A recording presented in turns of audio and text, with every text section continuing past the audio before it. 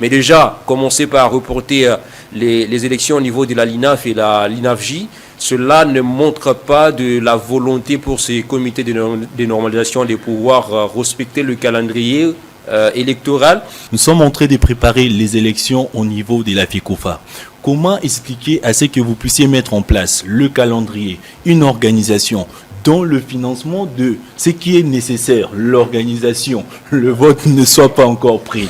Je crois qu'il n'y a pas une main noire entre les deux partis, parlant de la commission électorale ou les CONOR. Je pense que c'est profitable pour les deux partis. Je préfère Loi qui aille à jouer à l'international, qui à l'époque, j'aurais même appris à y des ambitions à créer un centre de football vers du côté Nseli. Nous avons besoin de ces personnes, si peut-être ne répondent pas à 100%, mais qui ont quand même de ces genres de vision. Bon, je pense que si c'était moi, pour d'autres, j'allais même pas me présenter, j'allais avoir honte.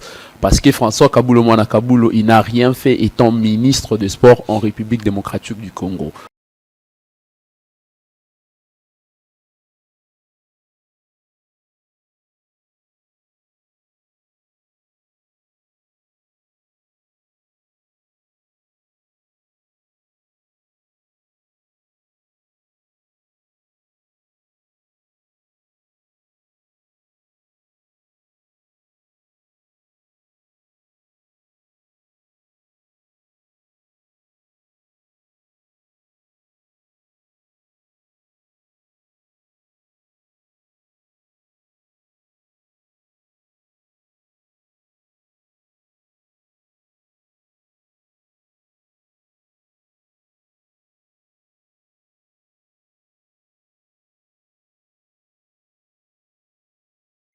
Nous commençons cette émission par souhaiter une bonne journée à toutes les femmes du monde entier et surtout les femmes du monde du sport.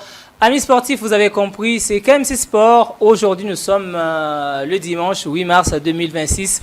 Une journée qui célèbre les droits de la femme. Et nous, aujourd'hui, nous célébrons également les droits de la femme qui est dans le sport. Et d'ailleurs, vous le savez, notre fédération aujourd'hui est dirigée par un comité de normalisation qui a à sa tête une femme et pas seulement une, et plus de 3 femmes. Le secrétariat d'ailleurs dirigé par une femme. Ça montre combien même le sport congolais ou le football congolais donne de la place à la femme. Mais pour aujourd'hui, on ne va pas parler des sujets concernant que la femme, même s'il y aura des informations mettant en avant la femme qui pratique le sport. Aujourd'hui, on parlera bien évidemment du processus électoral au niveau de la Fédération congolaise de football, association FECOFA, avec ces nouveaux reports. Et la question, la grande d'ailleurs, c'est de savoir à qui profitent ces nouveaux reports, mais également on pourra analyser les figures qui sont annoncées pour les différents niveaux d'élection, dont la Ligue nationale de football de jeunes, la Ligue nationale de football féminin, mais aussi la Ligue nationale de football, la LINAFOOT, et pourquoi pas la Fédération congolaise de football. On aura également à parler des actualités, mais tout de suite, on vous donne tous les grands sujets.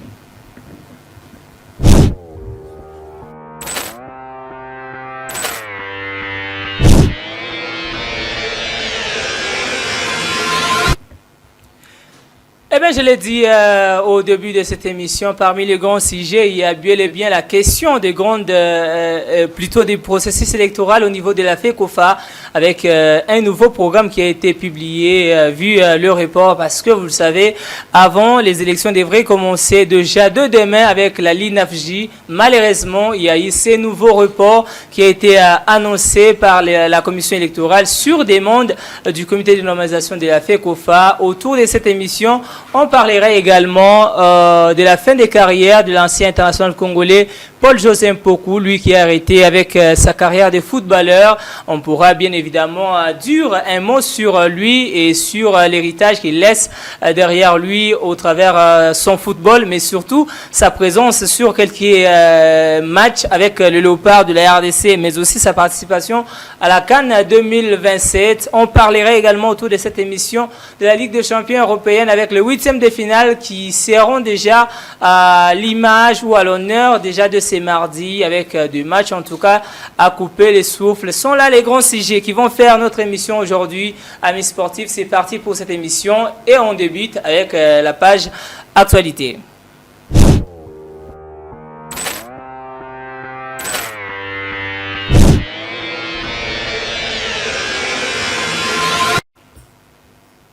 L'actualité, on va commencer par la Ligue nationale de football de la République démocratique du Congo, la Linafoot, avec 2 matchs qui se sont joués. Et hier, on va vous donner tout le résultat des matchs qui se sont joués hier. Pour la Linafoot, il y a eu, comme vous allez le voir en image, la victoire de Lumbashi Sport sur Simba, 2-1. La victoire de Samajité Sangabalinde, 2-0 devant Panda B5 Étoile du Kivu a battu sur tapis vert l'OC Renaissance, 3-0.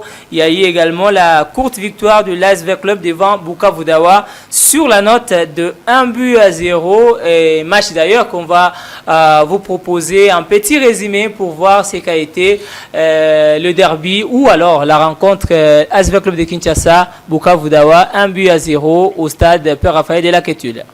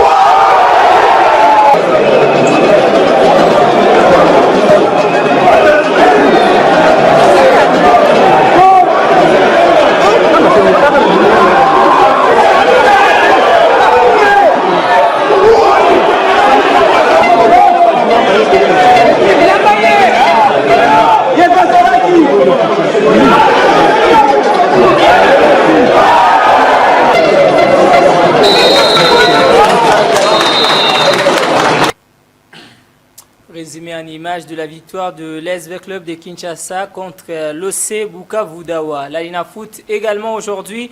Il y aura 2 rencontres qui vont se jouer et la première a d'ailleurs débuté. Elle oppose New Jack contre le Zègle du Congo à Kinshasa. L'autre rencontre, c'est les grands derbies Louchois qui opposent en ce jour la formation du TP Mazembe au FC Saint-Éloi Lupopo. Rencontre d'ailleurs qui va commencer dans quelques minutes. Et pour cette rencontre, dans les fiefs de Courbeau, l'air est à la sensibilisation et à la mobilisation, surtout à l'appel au play-off et plutôt au fair play. On va suivre dans cet élément la réaction de l'un des membres du comité de cette équipe qui est Fofo Kondi. On suit cet élément qui parle du derby Mazembe-Lupopo. À Lubumbashi, la fièvre du derby commence déjà à monter. C'est dimanche 8 mars 2026, le TP Mazembe et le FC Saint-Éloi Lupopo vont une nouvelle fois de plus croiser le fer dans l'un des derbys les plus passionnés du football congolais. Dans les états-majors des 2 clubs, chacun affûte ses armes, mais du côté Corbeau, l'heure est aussi à la mobilisation des supporters. Fofo Konzi, membre du comité de coordination du TP Mazembe, a lancé un appel aux Badiangwena afin qu'ils viennent soutenir massivement leur équipe, tout en privilégiant l'ordre et la discipline dans les tribunes. Match de Bazano, tout le monde a vu le coach adjoint de Lupopo au stade. Sur le banc, bien installé, il était en train de prendre ses notes. Personne ne l'a dérangé et on a compris, c'est comme ça avec les grandes équipes. Quand l'adversaire a match, on va voir l'adversaire, on va voir pour... donc le reste là n'est que chauvinisme. Le reste là n'est que chauvinisme. Je crois que nous avons démontré que nous sommes une grande équipe. Nous avons démontré que nous sommes une équipe civilisée. Le coach était là, vous pouvez poser la question s'il était dérangé. Nous avons dit, on ne répondra pas par les menaces. On va répondre d'une bonne manière sur le terrain. Et l'adversité, c'est pendant 90 minutes. Nous parlons, quand on se rencontre avec le secrétaire général de Lupopo, nous parlons avec le vice-président, avec les présidents, on se parle. Selon lui, ces matchs ne doivent pas seulement être une démonstration de ferveur sportive, mais aussi une occasion d'éprouver la maturité de supporters du club noir et blanc. Un message important dans un derby souvent marqué par une forte rivalité entre les deux camps. Lors de la manche aller, le FC Saint-Thomas-le-Popo avait pris le dessus sur le TP Mazembe en s'imposant 2-1. Un résultat qui donne encore plus danger à cette nouvelle confrontation. Le Corbeau auront donc à cœur de prendre leur revanche devant leur public, tandis que le Cheminots tenteront de confirmer leur domination dans ce duel historique de Lubumbashi. Tous les ingrédients sont donc réunis pour un derby électrique où la passion du football devra toutefois rester dans les limites du fair play. Rendez-vous est donc pris ce dimanche pour un nouveau chapitre du derby louchois entre fierté, rivalité et passion.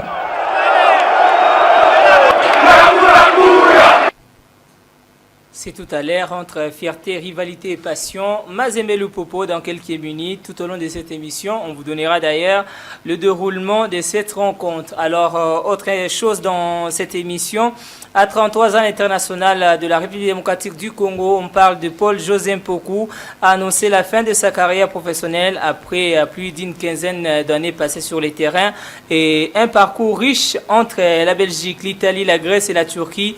L'ancien milieu offensif du Standard de Liège a tourné une page importante de sa vie sportive. Plus de détails dans cet élément où on va voir quelques images d'ailleurs de l'international congolais Paul-José Mpoku. La passe se tourne pour l'international congolais Paul-José Mpoku. À 33 ans, le milieu offensif a officiellement annoncé la fin de sa carrière professionnelle, mettant un terme à plus de 15 années passées au plus haut niveau du football. Né à Kinshasa le 19 avril 1992, Paul a grandi en Belgique où il a effectué l'essentiel de sa fonction. C'est au sein des Standards de Liège qu'il se révèle au grand public. Grâce à sa technique, sa créativité et sa qualité de frappe, il devient rapidement l'un des joueurs les plus prometteurs du championnat belge. Au fil des années, le milieu offensif va construire une carrière riche et internationale. Il évolue notamment en Italie sous les couleurs de Cagliari Calcio, puis des AS Chievo Vérone, où il poursuit ensuite son parcours en Grèce à Panathinaikos FC, avant de rejoindre la Turquie où il portera le maillot de Konyaspor. Durant sa carrière, Paul-José Mpoku a disputé plus de 450 matchs professionnels, inscrivant plus d'une dizaine de buts et délivrant de nombreuses passes décisives. Parmi les moments forts de son parcours figure notamment la victoire en Coupe de Belgique avec les Standards de Liège en 2018. Sur le plan international, Paul a choisi de représenter la République démocratique du Congo, pays de ses origines. Avec les Léopards, il compte une vingtaine de sélections et participe à plusieurs campagnes internationales, dont la Coupe d'Afrique des Nations 2017. Sa vision du jeu et sa capacité à créer des dangers ont souvent fait de lui un élément important de la sélection congolaise. Apprécié pour son talent et son professionnalisme, l'ancien Léopard laisse derrière lui l'image d'un joueur élégant et engagé qui aura marqué les supporters congolais et les clubs dans lesquels il a évolué. En mettant un terme à sa carrière, Paul-José Mpoku ouvre désormais une nouvelle page de sa vie. L'ancien international n'exclut pas de rester proche du football avec l'ambition de transmettre son expérience et d'accompagner la nouvelle génération de joueurs. Après plus d'une décennie sur les pelouses européennes et africaines, Paul-José Mpoku quitte les terrains, mais son nom restera lié à une génération de footballeurs congolais qui ont porté haut les couleurs du pays.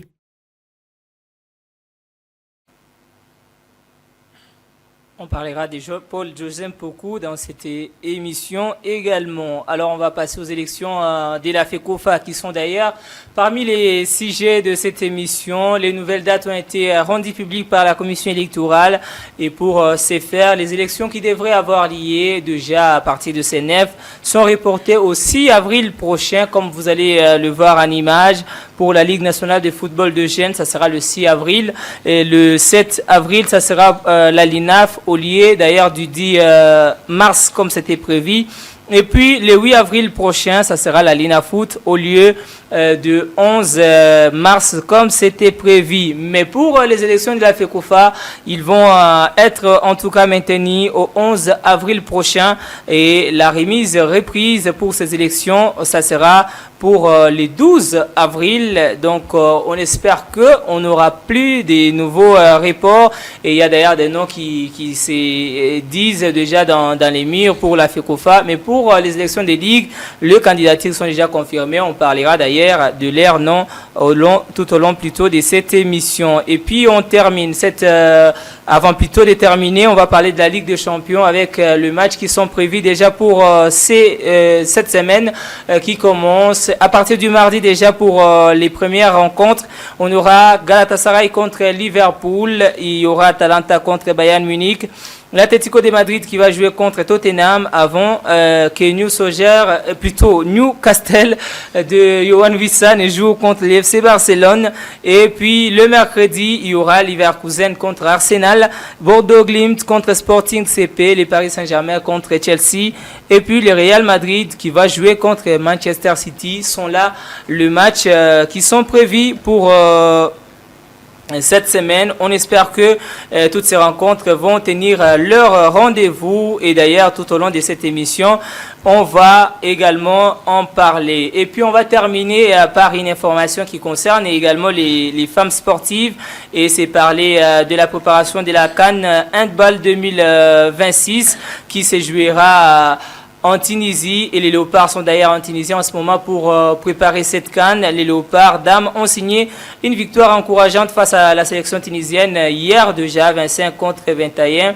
Un succès qui reflète déjà l'impact du nouveau sélectionneur portugais Luis Monteiro dont les méthodes commencent à apporter leurs fruits au sein du groupe. À quelques mois de la CAN 2026, cette victoire renforce la confiance des Léopards dames et confirme leur ambition sur la scène continentale. On rappelle que la dernière CAN s'était jouée à Kinshasa et les Léopards avaient terminé à la 5e position. Amis sportifs, c'est terminé pour cette partie. Actualité, tout de suite, on prend les débriefs avec nos intervenants que vous allez découvrir tout à l'heure.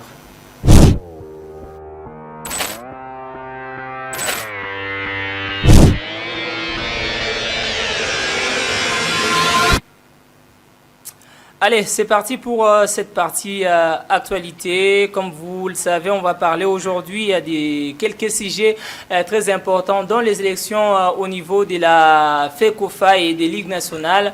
Mais également, on placera un mot sur la fin de carrière de Paul-José Mpoku. Et aussi, on parlera de la Ligue de champions européenne avec les matchs qui vont commencer déjà de cette semaine. Alors, on va prendre les intervenants sur ces plateaux. À ma droite, bien évidemment, je commence à ma droite avec Jean-Pierre Kaniki, lui qui est un fils de la maison. Jean-Pierre, bonjour et bienvenue dans KMC Sport une fois de plus. Bonjour Gévoni, bonjour comme ça aux amoureux du ballon rond. Nous sommes très fiers d'être là encore en ce dimanche pour discuter sport et donner toutes les analyses qui se doivent ainsi que le statistique sur les différents sujets. Alors, à ce côté, il y aura Daniel Kabwanga également qui connaît la maison. Daniel, bonjour et bienvenue dans KMC Sport. Bonjour Giovanni, merci de l'opportunité que vous nous accordez. Bonjour à tous les téléspectateurs qui nous regardent et à tous mes co-débatteurs ici sur le plateau. Merci beaucoup. À ma gauche, il y a Eric Chimanga qui connaît également KMC Sport pour avoir déjà été ici. Eric, bonjour et bonsoir et bienvenue dans cette émission de ces jours. Bonjour, bonsoir Giovanni, bonjour aux amis téléspectateurs qui nous suivent en ce moment. Bonsoir, bonjour aussi aux amis qui sont sur place ici au studio, à qui nous allons partager ensemble cette soirée. Et la soirée ne sera pas partagée avec lui seul. Il y aurait également Parker à ses côtés, notre quatrième intervenant sur ces plateaux pour parler de ces sujets. Parker, bien habillé, bonjour à toi. Merci Giovanni et bonjour à nos chers téléspectateurs, bonjour aux co-débatteurs que nous allons essayer d'amplifier quelques analyses ensemble avec eux. Je pense que c'est une première aujourd'hui, mais je ne pense pas que ça serait la dernière. Allez, c'est bien là le casting choisi pour vous aujourd'hui pour parler de ces grands sujets. Alors j'aimerais qu'on dise un mot sur la journée. On parle de la femme, on célèbre également la femme sportive. Que représente la femme aujourd'hui dans les milieux sportifs congolais, Eric? Est-ce qu'elle a sa place? Évidemment, Giovanni, la femme congolaise a sa femme et a sa place actuellement dans le monde sportif, pas seulement le football, dans différentes disciplines, parce qu'aujourd'hui, la Fédération congolaise de football association est dirigée par une femme, non seulement la fédération. Il y a aussi la Ligue nationale de football féminin qui est dirigée par une femme. C'est aussi un pas de plus dans notre football, en dehors de ces grandes instances. Il y a aussi certaines ligues provinciales de football féminin qui sont dirigées par les femmes. On a même une femme au niveau de la CAF, Madame Madame Oui, Bestine il y a Kazadi. aussi Bestine Kazadi. C'est dire que la femme congolaise dans le monde sportif a évolué et mérite des éloges, surtout pendant cette période que nous célébrons la journée internationale dédiée à la femme. On les célèbre aujourd'hui, Jean-Pierre. La femme dans les sports a amené également à quelques maillots, d'ailleurs, plutôt des médailles. D'ailleurs, en football, on a des Coupes du Monde avec le I-20. Est-ce que la femme devrait encore avoir plus d'appui, d'accompagnement à ce qui concerne le sport? Mais bien sûr que oui, vous savez qu'aujourd'hui nous sommes en train de célébrer sur le plan international la journée de la femme, mais aussi nous célébrons le droit de la femme. Lorsque nous parlons du droit, nous comptons la femme aussi dans la rubrique sportive. Et qui dit la rubrique sportive, depuis un certain moment dans le sport, on l'a constaté, les femmes mouillent les maillots, il y a des athlètes qui font de l'athlétisme, il y a des judokas, nous avons même des journalistes sportives pour ne pas aller très loin. Et je pense que la femme a sa place en tout cas au niveau du sport. On ne peut qu'encourager et puis faire assez que ces dernières puissent aller de l'avant dans cette rubrique. Et je profite de cette occasion pour dire encore bonne fête à toutes les femmes sportives. Allez, Parker, on pense qu'il faudra qu'on en fasse plus. Selon toi, qu'est-ce qu'on peut faire aujourd'hui pour cette femme qui s'est donnée à l'exercice ou à la pratique et même à la gestion du sport en République démocratique du Congo particulièrement? Bon, je pense qu'on a droit de rendre cette femme célèbre parce qu'en République démocratique du Congo, je pense dans les vieilles habitudes, ce n'était pas notre devoir des femmes diriger des instances de football. Et aujourd'hui, je pense que cette logique a été controversée de voir les femmes à la tête de différentes instances de football en République démocratique du Congo. Je pense que c'est quelque chose d'encourageant et je pense que la femme a atteint un certain cap dans notre football et je crois que c'est une image qui marque assez un certain symbolisme au sein de nos institutions de football et je pense que nous pourrons, étant journalistes, accompagner toujours ces femmes, voilà, d'aller plus de l'avant et surtout ceux qui font le même métier qu'avec nous, les femmes journalistes, de les accompagner encore. Je pense qu'il y a beaucoup d'atrocités, il y a beaucoup de choses que nous connaîtrons bien sûr dans le lieu, dans le milieu sportif, mais je pense que cela ne pourra pas, voilà, faire en sorte que la femme puisse se redescendre, voilà, de sa montée là où elle a pris, voilà, une certaine responsabilité, une certaine ascendance. Je crois nous sommes là pour accompagner la femme et je profite aussi de l'occasion pour célébrer, pour dire à toutes les femmes qui font le football et à toutes les femmes qui sont dans les différentes instances de football de continuer de faire cette œuvre parce que le football aujourd'hui c'est une discipline qui ouvre les portes à tout le monde et la femme est bien accueillie, voilà, pour exercer cette répression avec rigueur. La question que je devrais poser à Daniel a été déjà presque abordée par Parker. C'est les côtés communicationnels des disciplines pratiquées par les femmes. Est-ce que les médias aujourd'hui ne donnent pas plus la place qu'il faut aux femmes qui pratiquent le sport comme il en est pour les hommes? Et comment faire pour que ce qu'on fait aujourd'hui puisse encore s'agrandir de plus en plus? Pour que les médias y arrivent, je pense très bien qu'il faudrait commencer par responsabiliser la femme elle-même.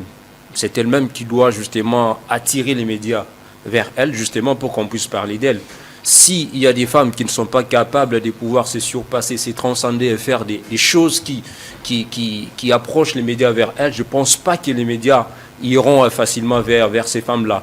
Alors tous ces médias-là qui choisissent aujourd'hui de pouvoir accompagner peut-être certaines femmes dans la réalisation de leurs œuvres, c'est parce qu'ils voient qu'il y a quand même quelque chose de particulier, quelque chose de très différent qui s'est fait au niveau de ces femmes-là. Alors c'est aujourd'hui aux femmes de prendre leurs responsabilités et de pouvoir faire les choses correctement avec beaucoup de particularités afin que les médias puissent s'intéresser beaucoup plus à ces femmes-là. On peut beau vanter ces dames-là pour tout ce qu'elles peuvent faire, pour la capacité qu'elles peuvent avoir d'accomplir des grandes choses dans la vie, mais si ces femmes-là ne sont pas à la hauteur de ce qu'elles doivent faire, je ne pense pas très bien que les médias puissent être mieux placés pour aller communiquer. Est-ce qu'il faudra peut-être mettre en place des programmes spécialisés où on parle que des disciplines ou des femmes qui sont dans les sports, ça permettrait à ces médias-là ou alors à ces dames-là d'être plus vues, ou alors est-ce que sur les problèmes gouvernementaux, les gouvernements devraient mettre peut-être des subventions pour les médias qui sont consacrés aux disciplines pratiquées par les femmes?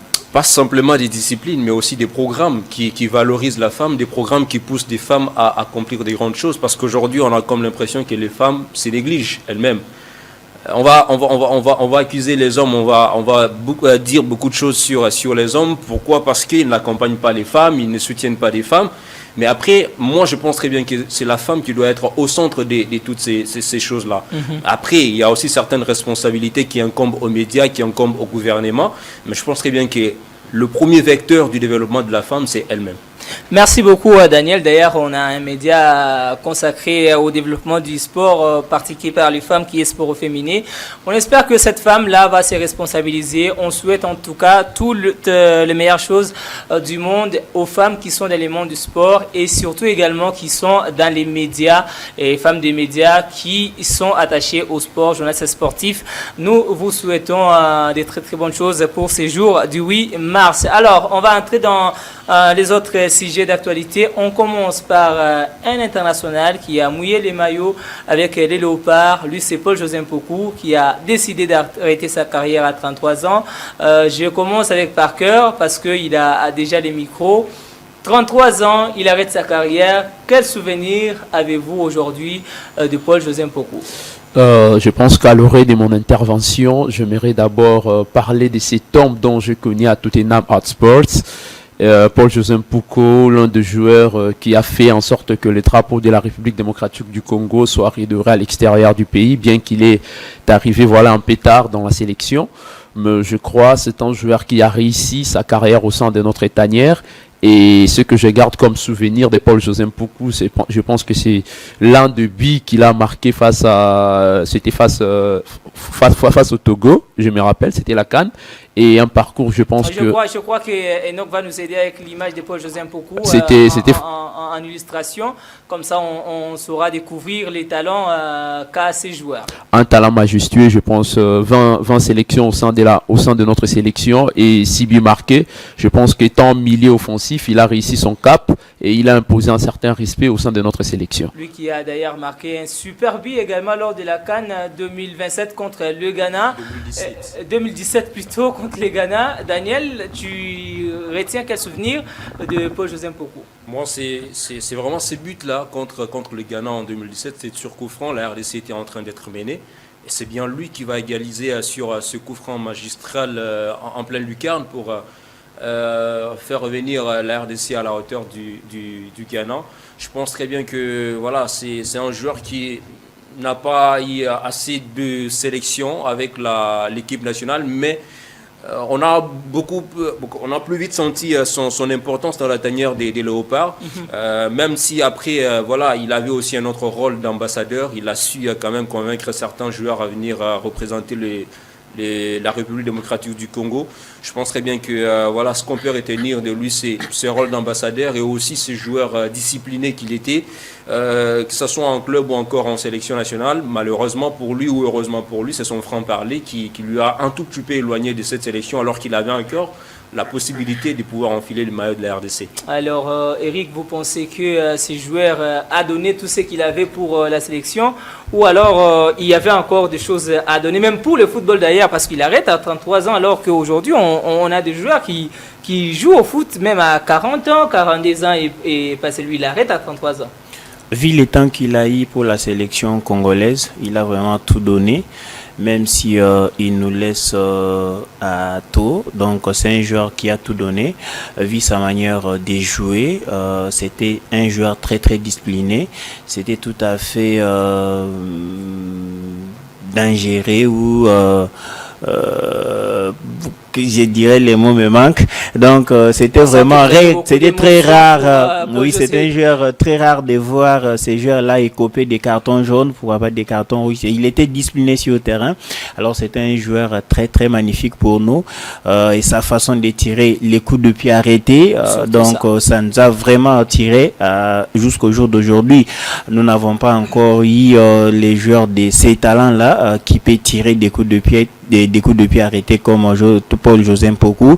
Alors je pense qu'il a, en dehors du football, il a un travail à faire avec la sélection congolaise. C'est un joueur qui a tout donné pour convaincre certains binationaux de rejoindre la sélection congolaise. Aujourd'hui, il a eu ses diplômes dans différents domaines, bien sûr. Nous espérons qu'il pourra toujours être à côté de la sélection congolaise comme Erita Ilunga, les Chavani Nonda, les Trésor Lola qui se débattent jour et nuit pour la sélection congolaise. Donc, hormis le football, il sera toujours avec nous. Nous lui souhaitons plein de bonnes choses dans ces nouvelles aventure qui est en train de la question des joueurs binationaux congolais par rapport à leur impact dans le football congolais, c'est une très grande question qu'il faudra qu'on se pose. Est-ce qu'ils impactent vraiment le football congolais? Jean-Pierre, on parlait de Paul José Mpoku d'ailleurs qu'on était en train de voir en image. Est-ce que vous avez des vrais souvenirs sur ces joueurs et qu'est-ce que vous pensez de l'arrêt de sa carrière à 33 ans? Ouais, Paul José Mpoku, c'est vrai qu'il a surpris pas mal de personnes à 33 ans. Il a été formé au Standard de Liège, si je ne me trompe pas. Un joueur très ambitieux, surtout caractérisé par ses frappes de loin sur terrain. Je peux me rappeler d'une statistique de 450 matchs disputés par ces jeunes joueurs, 75 buts marqués, 58 passes décisives et 20 sélections. Alors je pense que c'est un joueur qui a passé sa carrière au top, quand bien même que beaucoup n'ont pas pu voir ce qu'il pouvait faire encore de plus ou bien de meilleur, mais je pense que c'est un jeune talentueux. Mais ça ne se termine pas pour Paul Mpoku, comme le disait tout à l'heure mon confrère. C'est un jeune qui a eu beaucoup de diplômes, et parmi ces diplômes, il faudrait signaler que Mpoku a eu à avoir un diplôme UEFA B. Vous comprenez directement que ça permet à ces derniers d'être un jour un entraîneur. Qu'est-ce qui ne dit pas peut-être que dans les jours à venir, c'est l'entraîneur de Léopard peut-être, ou bien un entraîneur visé dans une tanière quelque part pour essayer d'apporter ses compétences et sa façon de faire sur terrain aux jeunes joueurs ou bien aux joueurs qui ont encore cette carrière-là d'avancer dans le football. Et on espère surtout, tout en se posant des questions, est-ce que son franc-parler qui lui est éloigné de la sélection ne pourrait pas être une raison de l'empêcher également à être sur un banc? Mais nous lui souhaitons d'ailleurs tous les meilleurs pour cette nouvelle aventure qu'il va embrasser et on espère que ça sera une personne importante pour l'avancement du football congolais, surtout le football de jeunes en République démocratique du Congo qui a besoin vraiment de leur expérience pour émerger. Alors, on va parler Ligue des champions européenne avant bien évidemment d'aborder les grands thèmes de ce jour qui est le processus électoral. Comme vous le voyez déjà au bas de vos écrans, la Ligue des champions européenne revient déjà de ce mardi, Daniel, avec le match du quart, plutôt des huitièmes de finale. On aura Galatasaray, Liverpool, Newcastle, Barcelone, Atlético Madrid, Tottenham, Atalanta, Bayern. Et le mercredi, Leverkusen, Arsenal, Real Madrid, City, Paris Saint-Germain, Chelsea, Bodo Glimt, Sporting. Ma question, c'est sur la rencontre à vous, c'est sur Newcastle, Barcelone pour commencer. Une rencontre qui devrait faire peur au Barça ou les Barça part largement favoris? Donc quand on met les deux équipes sur papier, au vu de l'histoire, au vu du palmarès, au vu des récentes prestations ou des récentes éditions de la Ligue des Champions, c'est bien le Barcelone qui se trouve un super favori contre les Magpies des Newcastle. Mais après, ça sera pour la deuxième fois qu'ils vont se rencontrer cette saison parce qu'on va se rappeler lors de la première journée de cette Ligue des Champions, ils s'étaient rencontrés. Victoire difficile de la formation de Barcelone contre Newcastle. On se souviendra du doublé de Rashford, ses deux premiers buts sous les couleurs de l'équipe catalane. Je pense très bien que là, ça sera un autre match avec d'autres ambitions, avec d'autres enjeux, parce que là, c'est une qualification qui doit se jouer sur 2 manches. Il va falloir être fort. Au vu du niveau qu'affiche aujourd'hui la formation du Football Club Barcelone, je pense très bien qu'il va falloir être costaud pour aller affronter cette équipe qui est vraiment redoutable dans sa façon de jouer. Mais après, il y a aussi un souci qui se pose du côté de l'équipe de Barcelone, c'est cette fatigue qu'a accumulé ces joueurs depuis qu'ils ont joué le match de demi-finale contre l'Atlético en Coupe du Roi. On a senti même sur le match d'hier que les joueurs étaient un tout petit peu épuisés. 1-0 contre Bilbao avec le but de Lamine Yamal. Tout à fait, il fallait se remettre au génie du gamin de 18 ans pour aller arracher cette victoire importantissime pour le Football Club Barcelone. Mais après, on se rend compte qu'avec des blessures que le Barcelone a enregistrées dans son effectif et aussi la fatigue qu'ils ont accumulée à l'issue de ces matchs-là, il va falloir se surpasser, être à 200% pour aller croiser cette équipe de Newcastle qui n'est pas aussi mauvaise. Il y aura également le Paris Saint-Germain qui va jouer Chelsea. Ce sera la question pour Parker. Paris-Chelsea, un retrouvaille de ces deux formations qui se sont toujours retrouvées à plusieurs reprises en Ligue des Champions. Est-ce que vous voyez le champion d'Europe arriver à terrifier le Blues? Bon, sur le plan tactique, je crois que ça reste très intéressant de voir cette affiche Paris Saint-Germain-Chelsea. Mais je crois que c'est une affiche qui est au-delà de nos convictions parce que avec le Paris Saint-Germain, c'est la tactique, c'est la classe, c'est le football moderne, c'est Luis Enrique qui fait les calculs, le tout. Avec Chelsea, je crois c'est un peu la pression, c'est l'Angleterre. Je pense que nous avons vu récemment la confrontation entre les deux équipes et puis c'était Chelsea qui a battu le Paris Saint-Germain et puis le Paris était éliminé. Maintenant, on parle de la Ligue des Champions et je pense que l'entraîneur parisien était très loin de dire qu'il préférerait jouer l'FC Barcelone ou bien Chelsea. Je pense qu'il n'est pas si loin, voilà, de sa vision. Il est face à Chelsea. Je crois avec la formation qu'a le Paris Saint-Germain, avec surtout l'expérience d'un certain Luis Enrique, avec les ténors au milieu de terrain comme Vitinha, Ruben Neves, je crois le Paris tactiquement sera à bout de Chelsea. Sauf que Chelsea c'est un adversaire prévisible. Il peut vous surprendre à n'importe quel moment. Donc je pense que c'est un grand match, une confrontation qui nous laisse en voie. Toutefois, on verra sur terrain lesquels entre les deux équipes aura raison sur l'autre. On rappelle qu'ils ont 10 confrontations entre le D, 4 victoires pour Chelsea, 3 matchs nuls et 3 victoires pour le Paris Saint-Germain. Ça sera une 11e et une 12e confrontation entre les deux formations. Alors, vous avez votre question, Eric, c'est Arsenal-Leverkusen, les Gunners qui cherchent toutes les années la Première Ligue et qui ne la retrouvent pas. Mais ils se retrouvent quand même sur un côté où il y aura peut-être le Barça pour inquiéter. Est-ce que Arsenal peut envisager une finale? Et surtout, sachant qu'ils vont commencer par une équipe de Leverkusen qui n'est plus à présenter sur la scène européenne. Envisager les titres à ce niveau, pour moi, non. Parce que les parcours est encore long. Il fallait que Arsenal puisse mouiller les maillots parce que là, je vois Arsenal s'est qualifié déjà pour les quarts de finale. Vu ses prestations actuelles avec Leverkusen. Moi, je pense que Arsenal, part largement favori, il va passer facilement. Maintenant, voir les titres, non, parce que là, il y a les grands d'Europe qui sont là, il y a le Barça qui se va aussi, il y a le Real de Madrid qui veut retrouver ses formes ou qui veut empocher encore les 16e titres. Il y a aussi Paris Saint-Germain, même si les prestations à ces jours restent un peu critiques, il se bat toujours pour garder son titre. Donc je pense que ça se joue, c'est sur ces niveaux que le football va se jouer et c'est sur ces niveaux que nous allons voir les réalités ou les niveaux de jeu de chaque équipe qui s'est dit qui se veut voir ou c'est qui se veut appeler grande. Donc moi je pense que Arsenal est favori pour le match des 8e de finale, mais les titres restent encore jouables avec d'autres équipes. La question pour Jean-Pierre, c'est sûr, c'est un match qui est devenu récurrent, habituel chaque année, plutôt City, Real. On s'attend à ces matchs qui est devenu une chanson comme on le dit. Est-ce que j'aurais voulu poser la question d'une autre manière, mais je la pose autrement. Qui des deux voyez-vous passer ces tours? Et est-ce que le vainqueur de ces matchs peut se dire avoir un avenir long dans cette édition? Mais bien sûr que oui, le vainqueur de ces matchs peut vraiment être dans la joie. Pourquoi? Parce que si vous regardez bien, c'est le choc le plus attendu de la semaine. City, Real de Madrid.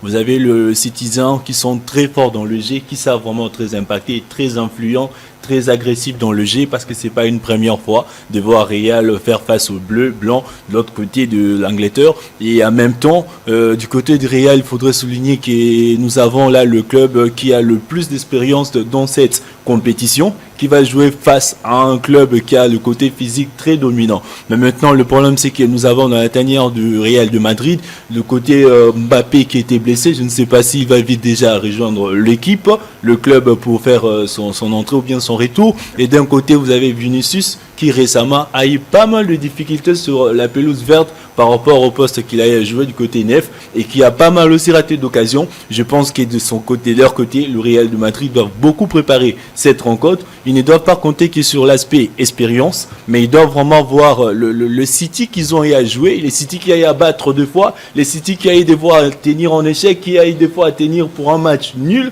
Voir toutes ces rencontres-là et préparer ces chocs de la semaine. Mais s'il faut pronostiquer, moi je pense c'est un 50-50 qui va se jouer durant la semaine, voulais-je dire. On rappelle que le Real n'a pas que l'expérience, mais il a aussi plus de blessures. Avant cette rencontre, il y a Carreras, Kylian Mbappé, Jude Bellingham, Eder Militao, Rodrigo, Dani Ceballos, David Alaba et Juan Martinez qui sont blessés et dont leur présence à ce match de mercredi est très très incertain. Celle peut-être Carreras ou encore Kylian Mbappé pourrait jouer ces matchs-là, mais c'est encore incertain. Donc on espère que le Real pourra faire avec le joueur venant de la Castilla, ce qui n'est pas aussi chose impossible pour cette équipe, sachant que sur les 10 derniers matchs, il y a 4 victoires pour le Real, 4 victoires pour City et 2 matchs nuls, mais sur toutes les confrontations, il y a 6 victoires pour City, 6 victoires pour le Real et 5 matchs nuls.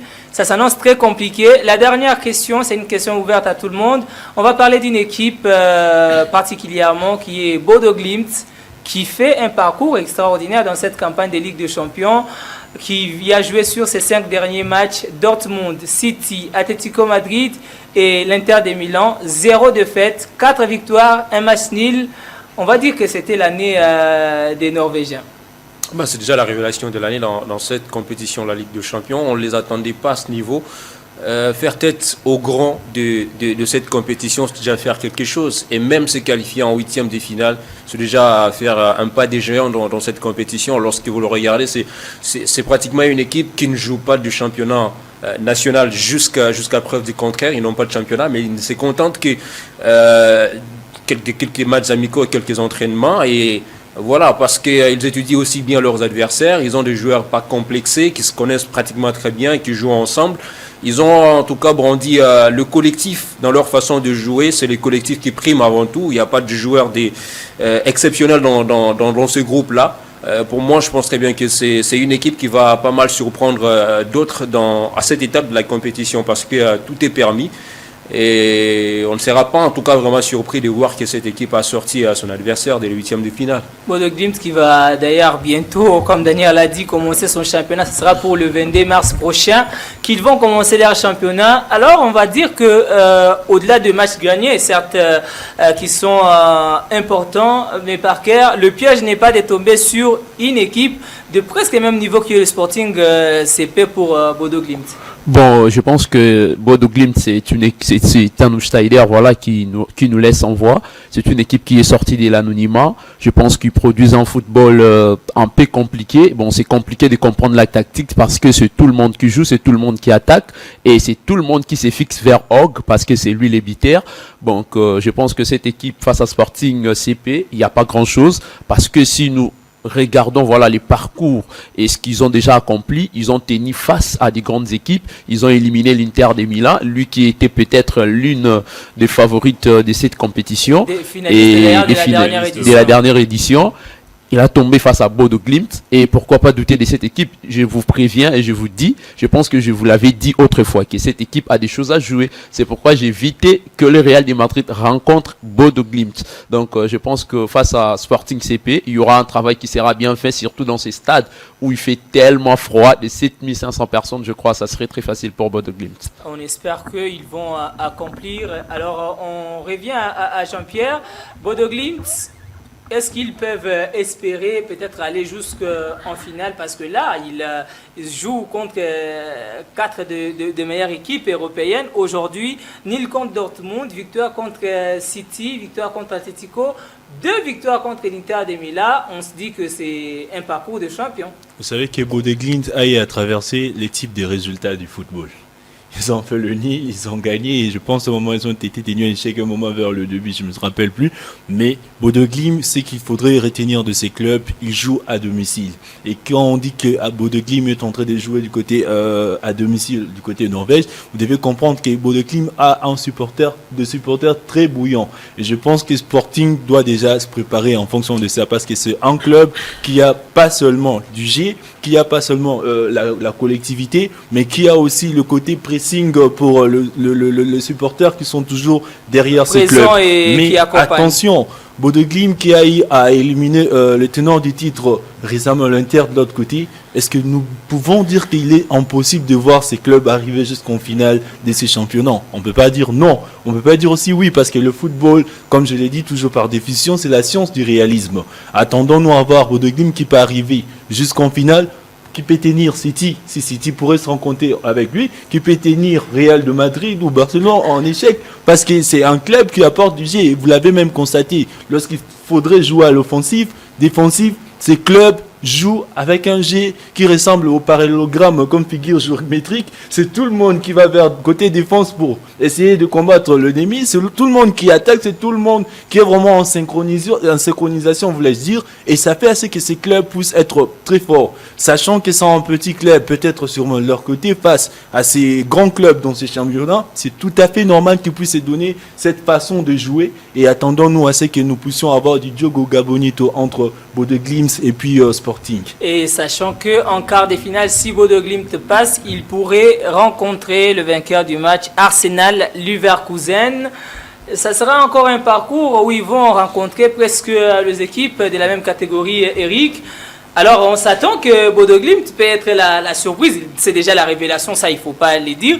Mais la plus grande surprise, pour voir peut-être Bodø Glimt dans les derniers carrés, est-ce possible, Eric? C'est possible. Parce que dans le football, tout est permis.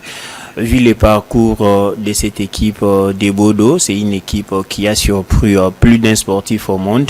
Parce que personne ne s'attendait que Bodo pouvait atteindre ces stades de la compétition. Mais sinon, ils sont là. C'est dire que c'est une équipe qui est très très compliquée, comme les confrères viennent de le dire. On ne sait comment définir leur manière de jouer. Parce que c'est tout le monde qui attaque, c'est tout le monde qui défend. Il est très très difficile de jouer cette équipe-là. Mais sinon, les équipes aguerries qui ont au moins une expérience, elles peuvent à tout moment surprendre aussi Bodo, surtout à ces stades de la compétition, parce que ici on ne blague pas, ici on donne les tout pour tout, parce que moindre geste vous êtes éliminé. Alors on vient pour jouer. Je pense que avec Sporting, Bodo, ça part 50-50 et ils peuvent déjà prétendre jouer la finale. Oui, aussi non, mais sinon attendons d'abord cette étape de huitièmes de finale. Le reste on verra.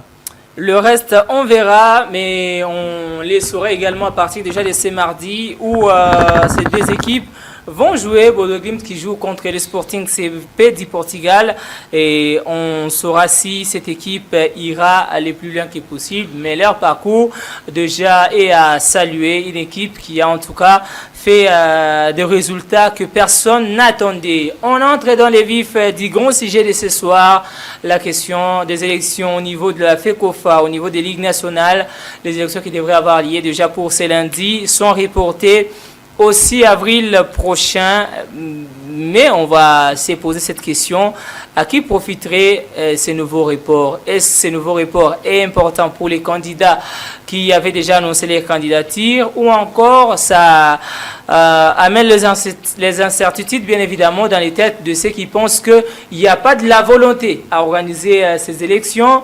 Daniel, on avait peut-être pensé qu'on aurait ces élections déjà pour ce lundi, le début du processus, mais là c'est encore reporté pour le 6 avril. Est-ce que c'est profitable pour les électeurs et aussi le candidat à mieux se préparer, ou alors ça tire les choses en longueur? Ça ne peut jamais être profitable pour toute personne qui prétend justement être élu à travers cette voie d'élection ou cette voie des votes. Ce report, ça profite au comité de normalisation qui est en place.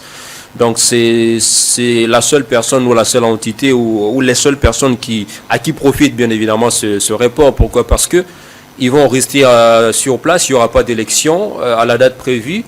Rien ne nous rassure qu'il y aura des élections à la date qui a été encore une fois de plus reprogrammée. Je pense très bien que nous sommes en train de vivre le chaos avec notre football, parce que à l'issue de ces élections, on pensait déjà avoir des nouveaux animateurs du football, que ce soit au niveau de la Ligue nationale de football féminin ou encore de la Ligue nationale de football des jeunes, dans un premier temps, avant d'arriver à la Linafoot et à la FECOFA. Mais déjà, commencer par reporter les élections au niveau de la LINAF et la LINAFJ, cela ne montre pas de la volonté pour ces comités de normalisation de pouvoir respecter le calendrier électoral, bien que le souhait le plus ardent de la commission électorale reste celui de pouvoir organiser ces élections. Même si la date des élections au niveau de la FECOFA n'est pas changée, oui. Mais pour les ligues, on prolonge encore à plus de 25 ou 30 jours. C'est là qu'il y a le problème. C'est là qu'il y a le problème, parce que la question va rester toujours pendante. On se dira, même si on a reporté, est-ce que réellement ces élections auront bien lieu? Qu'est-ce qui prouve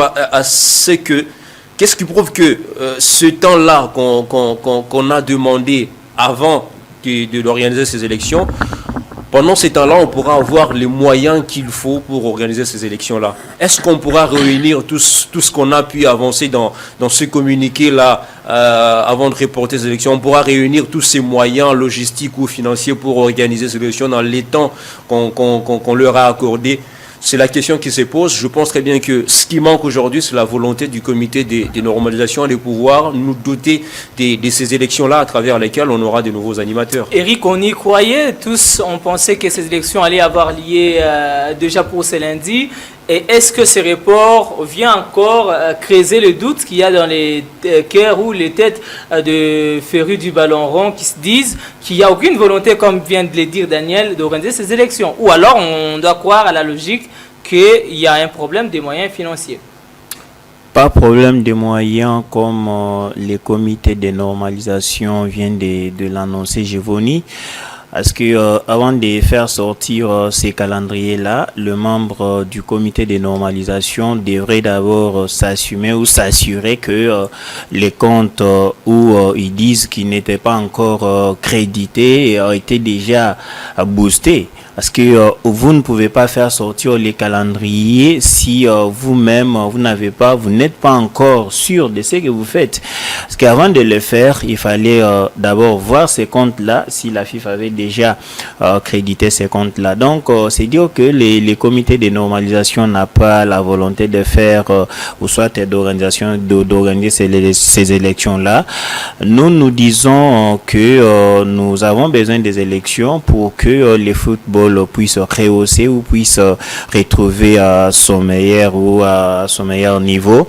Parce que là, en ce qui concerne la Ligue nationale de football, avec tout ce qui se passe du jour le jour, vous voyez que là, il y a à boire et à manger, pourquoi pas à vomir. Avec les élections, peut-être avec un comité responsable, les sportifs peuvent espérer quelque chose. Mais avec ces manœuvres, les sportifs ne sont pas totalement contents avec ce qui se passe. Là, nous disons qu'il y a une main noire, parce que si seulement la fédération ou les comités de normalisation étaient indépendant, il pouvait à tout prix faire sortir un calendrier précis qui pouvait donner de la précision ou de la détermination. Mais là, on comprend qu'il y a quelque chose qui ne s'arrange pas.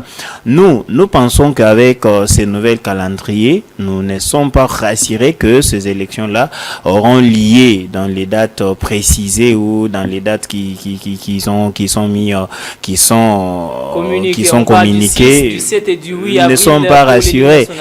Là, on ne peut pas espérer. Attendons seulement jusqu'à ce que nous puissions voir ces élections-là organisées. Attendons jusqu'à ces dates-là. Si les élections auront lieu ou ils n'auront pas encore lieu. On parlera d'ailleurs des candidats qui ont postulé à ces différents postes. Alors Jean-Pierre, les élections sont bien reportées, on connaît les nouvelles dates, on y avait écrit, on pensait que c'est lundi, on serait déjà dans la fièvre de ces élections. Là, il y a un nouveau report. Est-ce qu'il faudra croire à la logique du CONOR de la FECOFA ou alors il faudra se dire qu'on ira des manœuvres en manœuvre pour peut-être encore pousser ces élections jusqu'après peut-être la tenue de la Coupe du Monde? Vous savez, j'ai un adage qui, je ne sais pas si je dois appeler cet adage, qui dit à chaque fois qu'un leader ou un manager présente des raisons, ces raisons ne sont pas justification de prouver sa compétence ou bien sa manière de bien gérer.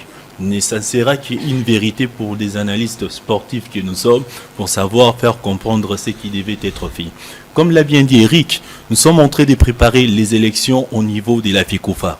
Comment expliquer à ce que vous puissiez mettre en place le calendrier, une organisation dont le financement de ce qui est nécessaire, l'organisation, le vote ne soit pas encore pris. À 72 heures des élections, un communiqué sort, non, la FIFA n'a pas encore débloqué le moyen. Les moyens sont débloqués, mais les comptes qui doivent recevoir ces moyens-là a des soucis. Ça, non, ça mais écoutez, Jevoni Mouloumba, vous savez, mais est-ce que vous savez que cette situation, ce n'est pas à 72 heures qu'on devait attendre, c'est là. Ça commence par là. Le management, on a parlé de ça récemment sur ces plateaux, le management sportif commence d'abord par faire le plus important. Avoir de personnes. Moi, je pense qu'avant d'avoir le calendrier, avant d'avoir, je ne sais pas, le candidat, le nom, tout ça, il fallait d'abord travailler le côté logistique. C'est un peu comme si on va chercher des personnes qui peuvent présenter l'émission des KM6 Sport. Mais avant de chercher l'émission, les personnes qui vont présenter cette émission, nous ne sommes pas encore sûrs si on a le micro, si on a un plateau, si on a une caméra, si on a même l'antenne qui va émettre cette émission. Donc nous ne sommes pas sûrs, mais quand même on va aller chercher le présentateur. Ça ressemble à ça. Moi je peux dire que cette situation, c'est juste une façon de se moquer du football en RDC. C'est vraiment pitoyable. Il faudrait qu'on puisse apprendre à prendre conscience de ce qui se passe. Soit on suspend tout le championnat et on essaie de voir comment travailler sur ces histoires.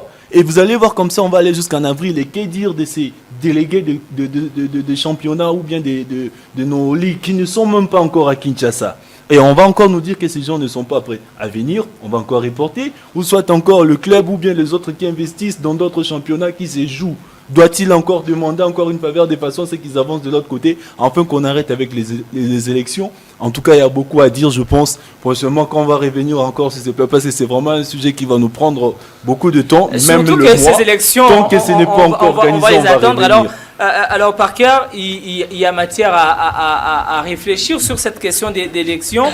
Est-ce qu'il y a un certain bras de fer entre la commission électorale et le CONOR? Parce que là, on sent que on demande à ce que les élections soient reportées parce qu'il n'y a pas de moyens, mais le report de la commission électorale ne bouge pas les dates finales qui sont les dates de l'Assemblée générale de la FECOFA pour les nouveaux comités exécutifs, mais pousse un tout petit peu les élections au niveau des ligues.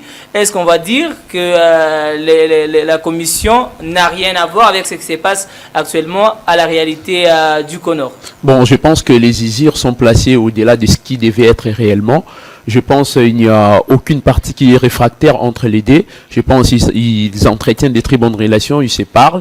Je ne pense pas que la commission électorale devrait à lui seul prendre des décisions sans toutefois consulter le CONOR, que j'appelle un comité de normalisation si endiablé depuis un temps en République démocratique du Congo, parce qu'ils sont mis voilà, dans nos bureaux pour nous apporter une certaine normalisation, c'est-à-dire organiser les élections dans un temps record pour offrir à tous les amoureux du football ou des sports en République démocratique du Congo les dirigeants qui conviennent, les dirigeants adéquats, mais ils ne les font pas. Je crois qu'il n'y a pas une main noire entre les deux partis, parlant de la commission électorale ou les CONOR. Je pense que c'est profitable pour les deux partis de garder encore voilà les pouvoirs, parce que le CONOR ne devrait pas à tout prix essayer de partir dans ces temps-là, dans ces temps-ci, parce que ils sont là en train aussi de mesurer leur avantage. Ils sont en train de scander leur avantage, parce que si ils s'inspirent des Sambi qui nous a pris tout le temps et sans avoir organisé les élections à la fin.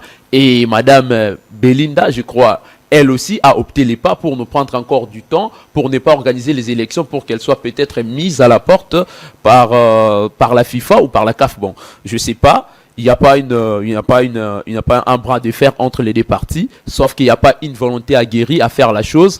Et je crois que c'est ces moments ici que nous, les journalistes en République démocratique du Congo, nous devons nous lever pour essayer de changer la donne. Parce que les dates qu'ils ont pu modifier, des reports qu'ils sont en train de nous dire, de communiquer, je pense rien ne rassure que ces élections seront tenues dans le délai précis.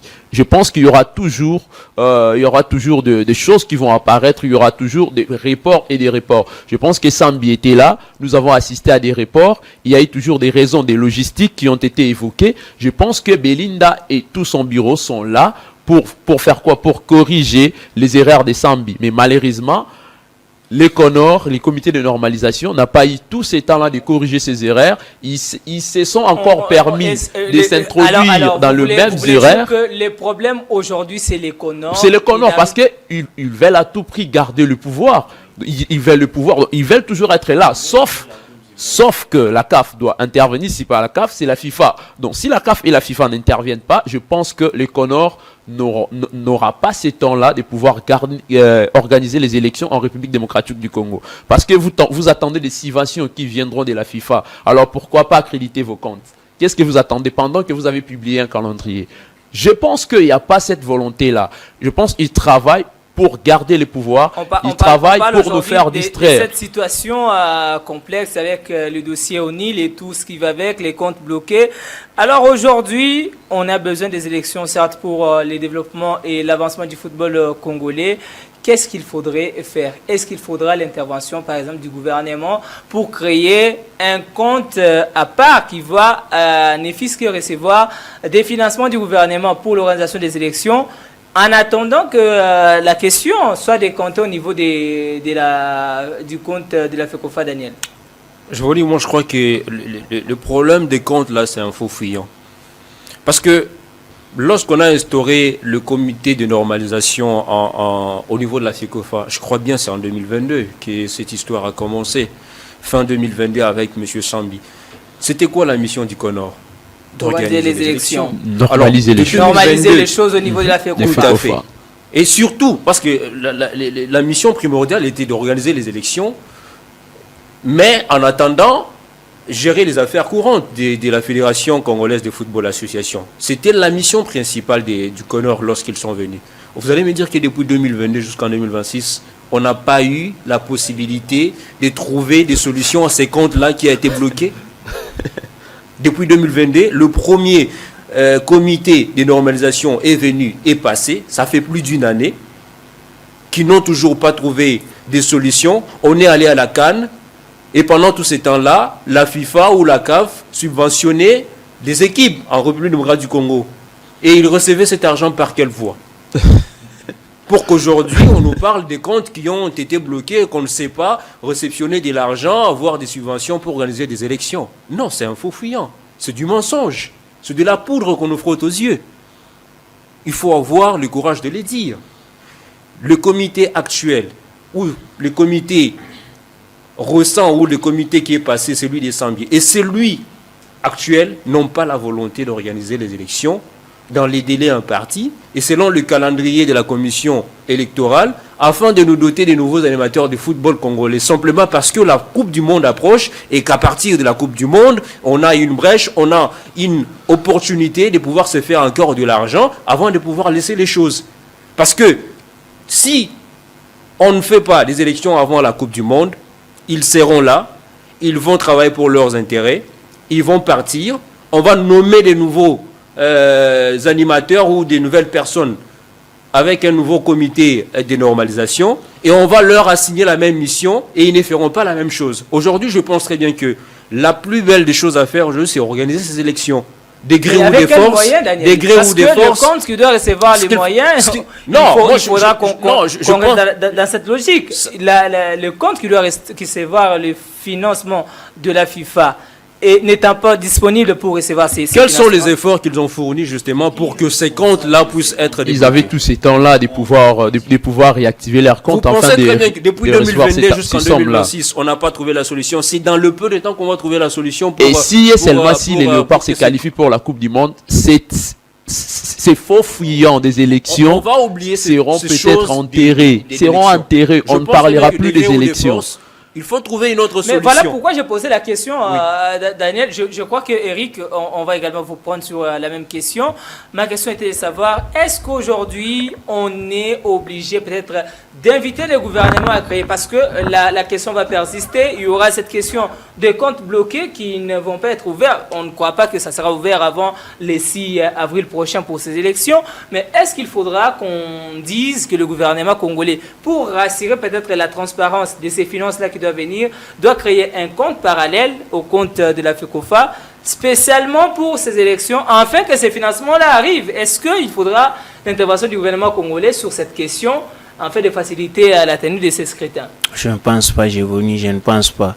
Parce que tous ces jours, il y a de l'argent qui sort du côté fédération FIFA, côté CAF, qui arrive à la Fédération Congolaise de Football Association. Cet argent-là vient ou arrive à la fédération par quel canal? Et qui gère ces comptes-là? Depuis lors jusqu'au jour d'aujourd'hui, la fédération n'a jamais eu toujours des comptes. On connaît la situation de la FECOFA actuellement. Donc c'est un peu compliqué de ces côtés-là, c'est un jeu. Vous savez que ces papas-là sont là, ils disent non, maman, voyez, vous voulez laisser les choses alors que nous voulons jouer la Coupe du Monde. Gelez d'abord ces histoires-là, on joue la Coupe du Monde et après on va voir. On sait comment ça tourne, Gévoni. Et après la Coupe du Monde, peut-être on pourra parler des élections. Mais sinon, on pensait peut-être avec l'arrivée de la maman, les choses pouvaient peut-être changer, mais la maman est venue peut-être empirer la situation, alors que nous sommes pendant les mois de la femme où chaque femme réclame ses droits. Nous, comme hommes, pendant ces mois, nous réclamons notre droit en tant que sportif d'une manière générale, c'est les élections.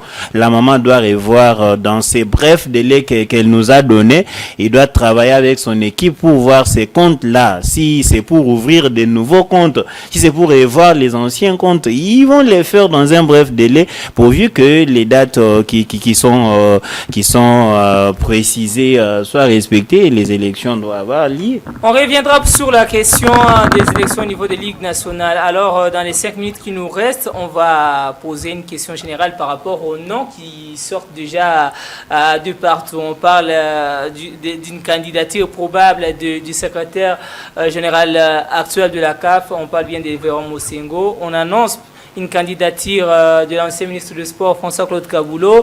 On parle du président de la Linafoot actuelle, qui est Bosco Mouéou, qui serait candidat à ces élections-là. On parle d'Aziz Makoukoula, qui pourrait être candidat. On parle de Jean-Claude Moukania, également ancien Léopard, qui pourrait être candidat. On parle aujourd'hui même de Constant Omari, qui songerait rentrer à la tête de cette fédération. Au vu de tous ces noms qui sortent de partout, Jean-Pi, est-ce que ces noms répondent au profil idéal pour les prochains patrons du sport congolais, ou alors ça ne sert à rien même de tenir ces élections par rapport à ces noms qui sont d'ailleurs pour la plupart décriés par les publics sportifs congolais? Gévoni Moulumba, ça sert vraiment très important de tenir ces élections. Mais laissez-moi vous dire, ou même choquer certains qui sont à la maison, c'est pas tout le monde qui mérite d'être candidat à ces élections. Nous avons vu certaines personnes être des leaders à des endroits footballistiques en République démocratique du Congo. La bonne question est de savoir ces gens-là, qu'est-ce qu'ils ont eu à faire. Nous avons eu M. Kaboulou, Mwana Kaboulou, qui a été plusieurs fois journaliste très réputé dans le football. Il a eu le ministère du Sport. Qu'a-t-il fait pour le sport en République démocratique du Congo, précisément pour le football? Point d'interrogation. Moi, je n'ai rien vu de positif en tout cas. Peut-être de petites choses. Bon, c'est pas si je dois évoluer par ces petites choses. Et que dire de Bosco Mouéou? Que dire de Bosco Mouéou, vraiment? Posons-nous la question. Mais peut-être aussi nous avons un leader comme par exemple Loa. Moi, je peux vous dire un Loa qui a à connaître le football, qui a fait de carrière. Je préfère Loa qui a eu à jouer à l'international, qui à l'époque, j'aurais même appris à y des ambitions à créer un centre de football vert du côté Nseli. Nous avons besoin de ces personnes, si peut-être ne répondent pas à 100%, mais qui ont quand même de ces genres de vision. On comprend que la personne vous projette du profil ou un CV qui vous laisse faire comprendre que ces genres de personnes, quand ils viennent à la tête de la FECOFA, vous savez, nous sommes au moment des mars. La FECOFA est une mère de football. C'est la mère du football en RDC. Et la FECOFA est féminine. Et si vous voulez à ce que la FECOFA, déjà en mars ici, ne soit pas très bien traitée, vous vous attendez en quel mois peut-être qu'on arrive en avril. Qu'on arrive en avril. Selon la logique des gens. Puis alors, par cœur, je parlais bien de noms qui sont cités par rapport au profil du nouveau président ou alors du nouveau patron du football en République démocratique du Congo, parce qu'on connaît aujourd'hui la situation de notre football. Est-ce que ces noms, ils répondent ou il y a certains noms qui devraient être tout de suite déclassés? Bon, je pense que si c'était moi, pour d'autres, j'allais même pas me présenter, j'allais avoir honte. Parce que François Kabulo Mwana Kabulo, il n'a rien fait étant ministre de sport en République démocratique du Congo. Parlant de Bosco Mouéou, la Lina Foot, nous avons connu des crises insupportables. Et des nouvelles figures, peut-être, ils doivent venir avec un discours un peu convaincant pour essayer de nous convaincre, nous, amoureux du football et pratiquants de ces grands sports. Donc, je pense que les gens comme Véron Mosengo, c'est l'une des personnes à qui nous devons placer d'abord notre confiance, parce que le football ne lui est pas étranger, les fédérations sportives ne lui est pas étranger. Il est secrétaire, je crois, secrétaire général de la CAF. Il sait superviser le football, il sait superviser le sport. Je pense qu'il a une certaine connaissance aguerrie et avérée dans les matières de sport. Je pense qu'il pourra apporter sa touche au sein de notre fédération. Et parlant de Constant Omari, je pense qu'il a dirigé notre fédération pendant plus de 15 ans. Mais il y avait toujours des réclamations, il y avait toujours des choses qui se passaient au sein de notre fédération. Cette fois-ci, ces vieilles figures doivent nous quitter. Daniel, la même question à vous, avant de terminer avec Eric, bien évidemment. C'est une question de profil, mais il y a déjà des noms qui se prononcent. Est-ce que vous pensez qu'il y a certains de noms qui répondent au profil du nouveau patron du football congolais? Je ne vois pas de profil idéal parmi tous ces candidats-là, parce que s'il faut commencer à décortiquer candidature par candidature, je pense très bien qu'il y aura toujours des insuffisances. Il y aura le moment pour le faire, bien évidemment. Tout à fait. Le processus est encore long. Oui, je pense qu'il n'y a pas de temps pour décortiquer toutes les candidatures, mais je sais que s'il faut le faire, il y a toujours des insuffisances dans chaque candidature. On va me parler de Véron Mosengo, qui connaît très bien le football, parce que voilà, il y évolue depuis des années, il connaît bien la fédération, il connaît les réalités du football congolais. Il connaît les difficultés que rencontrent les arbitres. Il connaît les difficultés que rencontrent les joueurs, les stadiers. Il connaît les difficultés que nous rencontrons au plus bas niveau du football congolais. Ça, je ne le crois pas. Il le voit de loin, peut-être il ne les a jamais vécus sur place. Il est né au Congo. Il est né au Congo, il ne les a jamais peut-être vécus. Il est parti il y a longtemps. Il est parti il y a longtemps. Tout ce que nous traversons aujourd'hui. C'est là que je me dis qu'il y a certaines insuffisances dans les candidatures de chaque personne qui s'est présenté au niveau de la FECOFA pour être président. Mais après, je ne veux pas dire qu'ils n'ont pas le droit de postuler ou de prendre la tête de cette instance du football. Surtout que parmi les conditions, il faut être congolais et avoir été au moins sur les 3 dernières années à l'exercice en RDC. Tout à fait. Et tous, ils répondent à ces critères. On termine avec vous, Eric. Le football congolais a besoin d'un changement. Bosco Mouéou, Véron Mosengo, Constant Omari, François-Claude Kabulo, Aziz Makokula d'ailleurs, qui est sujet de beaucoup de critiques. Est-ce qu'ils répondent au profil 30 secondes pour terminer? Giovanni, comme vous l'avez dit, nous aurons peut-être le temps de décortiquer candidature par candidature. C'est à ce moment-là que nous saurons qui placé à la tête de la Fédération congolaise de football association. Parce que là, pour ce moment, moi, je trouve que tous ces mondes-là, peut-être certains ne répondent pas comme Dan vient de le dire, certains ne répondent pas. Mais sinon, pour les anciens, on peut directement les écarter. Faire les discussions sur des nouvelles figures, peut-être que ça peut aller.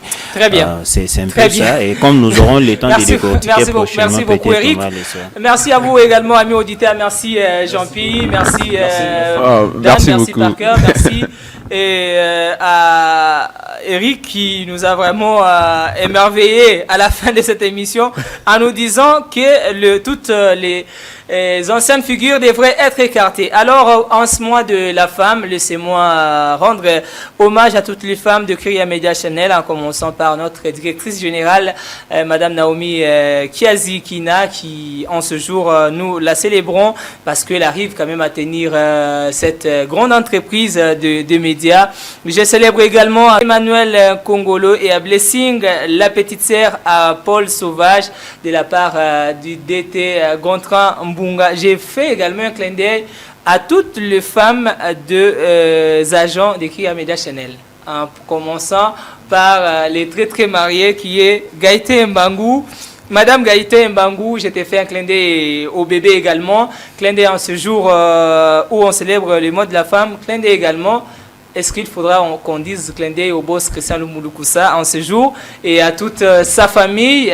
Bonne journée des droits de la femme à notre maman et clin d'œil au bébé Kyria qui est également une femme, elle qui porte le nom de cette grande entreprise Kyria Media Channel. Merci à toute l'équipe technique qui m'a accompagné aujourd'hui, Romain Moussansa, les DT Gontran Mbunga, Maestro Gaïté Mbangou, Maestro Enoch derrière les machines, et à vous tous qui nous avez suivis aujourd'hui. Le prochain rendez-vous est prévu pour le dimanche prochain, mais la rediffusion de cette émission, vous allez la suivre cette nuit à 0h et déjà demain à partir de 6h. D'ici là, portez-vous bien et bonne suite des programmes sur la chaîne, la radio de la jeunesse et des bonnes valeurs.